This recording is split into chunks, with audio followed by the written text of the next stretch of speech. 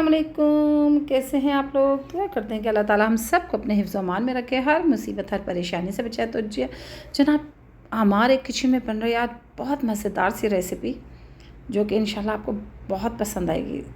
तो ये मज़ेदार सी खीर, मावे वाली खीर बना रही है। तो इंशाल्लाह ये रेसिपी आपको पसंद आएगी, ज़रूर ट्राई कीजिएगा। अभी तो ईद के तीनों दिन बनाएं और मेहमानों को खिलाएं। तो यहाँ मैंने दूध ले लिया था, तकरीबन 2.5 किलो के करीब दूध है, वो मैंने ले लिया था। तो पहले ही मंगा के मैंने फ्रीज़ कर लिया था, फिर उसे मैंने निकाल कर गर्म कर लिया। और चावल मैंने ले लिए थे 1 पाव के करीब, बासमती राइस ले लिए थे, उसे आधे घंटे के लिए मैंने भिगो दिया।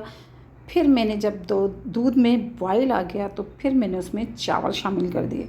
तो ये खीर काफ़ी टाइम तक पकती रहती है। तो ये कि समझें आप इसे 4-5 घंटे के लिए भूल जाएं।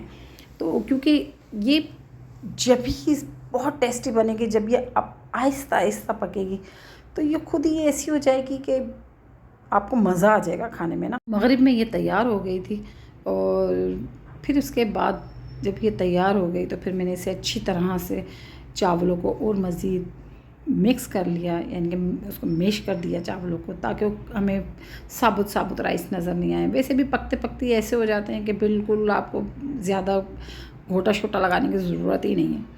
तो यहाँ मेरी खीर फिर तैयार हो गई थी तकरीबन। तो फिर उसके बाद मैंने इसमें शामिल किया था इलायची पाउडर, वो मैंने ले लिया था तकरीबन 1 टीस्पून के करीब मैंने इलायची पाउडर ले लिया था। इसमें कूट लिया था या पीस लें उसको, फिर उसमें शामिल कर दें छिलके हटाकर। फिर उसके बाद मैंने इसमें चीनी ऐड कर दी थी। तो चीनी मैंने ली थी तकरीबन ½ kg, लेकिन मैंने पहले ये 1 प्याली 1 पाव की है, तो ये पहले मैंने ये ऐड की, फिर मैंने आधी प्याली और इसमें शामिल किया, यानी मैंने 1.5 पाव के करीब ले ली थी। तो मीठा मैंने हाथ रोक कर डाला है क्योंकि पहले मैंने 1.5 पाव डाला, फिर मैंने उसे चेक किया, लेकिन मुझे मीठा उसमें थोड़ा सा कम लगा ना, तो फिर मैंने उसमें आधी प्याली और चीनी शामिल की। तो कम डालें पहले, फिर अपने हिसाब से जितना आपके यहाँ मीठा पसंद किया जाता है उसके हिसाब से फिर मज़ीद डाल दें, क्योंकि एकदम हम एक साथ डाल देंगे तो फिर हम उसको कम नहीं कर सकते। तो इसलिए बेहतर ये है कि हम थोड़ा थोड़ा करके डालें, ताकि अपने टेस्ट के हिसाब से हम उसको वहीं पर रोक दें। तो यहाँ मैंने फिर मज़ीद और शामिल कर दिया था। और यहाँ मैंने कुछ नट्स थे जिसमें पिस्ते और बादाम मैंने ले लिए थे, तो इन्हें मैंने थोड़ा सा कूट लिया था। फिर कूट कर मैंने इसमें वो भी शामिल कर दिए, ताकि ये खीर के साथ पकेंगे तो और मज़े के हो जाएंगे ना, इसका टेस्ट बहुत मज़े का हो जाएगा।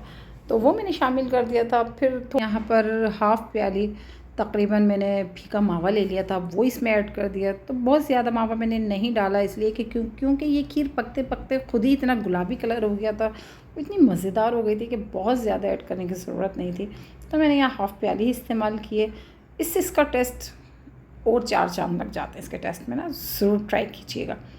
तो बस फिर मेरी खीर रेडी हो गई थी, तैयार हो गई थी, और फिर मैंने इसे निकाल लिया डिश में और गार्निश कर दिया।